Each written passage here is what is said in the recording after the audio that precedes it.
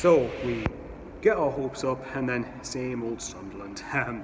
Right, the amount of times I say this is ridiculous. I'm going to attempt to be level-headed about this. Basically, right, we were spared embarrassment, and that's the best thing. We were spared embarrassment by the fact that we got a point from the game, but I'm still obviously not happy with the result, and I think that the performance for 50-60 minutes was pretty poor, and that's probably being quite generous in a lot of respects. Maguire obviously scored a very good goal at the end to actually get us something from the game, but I just felt there was a number of occasions where we were just being too passive with our play. There weren't enough people being aggressive or forward-thinking enough. We were just standing in the midfield, and actually now I can actually kind of see what Sean means about Max Power, even though I have disagreed with him in the past. Max Power was basically sitting around in the midfield, and instead of trying to drive on and push on, he was sort of being stationary in the middle of the park, and I think Dobson was kind of being a bit similar, to be honest. And actually one of the positives, and I hate to slate the guy because I can tell Dobson works his socks off, is that he was, he's suspended for the 2 games, which means that Scowen might actually start, which even said before the game I disagreed with that decision. I still believe that Scowen should have been starting, and now I haven't watched him personally, but having looked at what everyone else has been saying about Scowen, whenever he's played, apparently he has dominated the middle of the park. He's absolutely dictated it and bossed it. Now for me, we need someone like that in League One to help the forward line and help us if we're going to have a chance of getting promoted.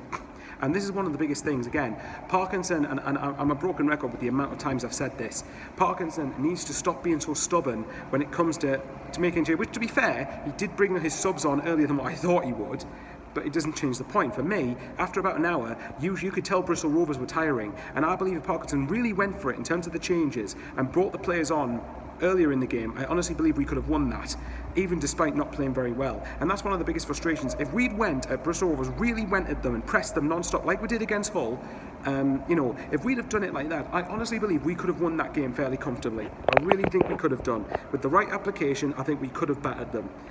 Don't get me wrong, and don't get me started on the time wasted. Now look, this isn't exclusive to Bristol Rovers. A lot of teams have done this when they come to the stadium, like with or without any fans there. If Bristol Rovers can get away with it, why wouldn't they do it? It's just natural. But I wish the referees would stamp it out, because if you take longer than 5 or 6 seconds to actually take a goal kick or do something in the game when you're winning the game, verbally warn them, and if you do it again, you get booked. For me, if you do that, less people are going to do it. And I've said even when Sunderland time waste, even when we're winning, when we're time waste, I'm not a big fan of it, but I can understand why teams do it. It just really frustrates the hell out of me. For the rest of the game, it was meh, to be honest. There was just nothing, like I said, there was just a lack of urgency, a lack of drive for the first 2/3 of the match, and as the game went on, it improved, but is that because Bristol Rovers were tiring? Right, positive, right, perspective, it is one game, there's still loads of time left. I was just frustrated when I saw that Peterborough, who've been tipped by so many people to win the league, lost to Accrington, and there was a chance there to actually get above Peterborough. Even though again it is only one game, there was a chance there to really set a marker, and we didn't take it.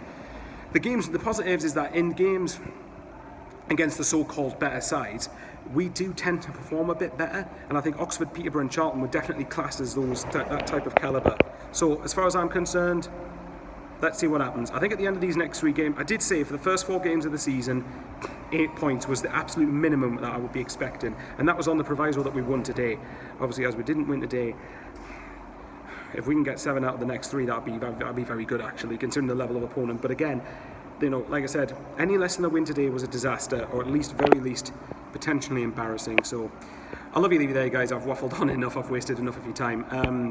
Let's just hope that Scowen actually performs against Oxford now, and hopefully prove to Parkinson why he should be starting in the league. Love you and leave you guys. See you later and stay safe.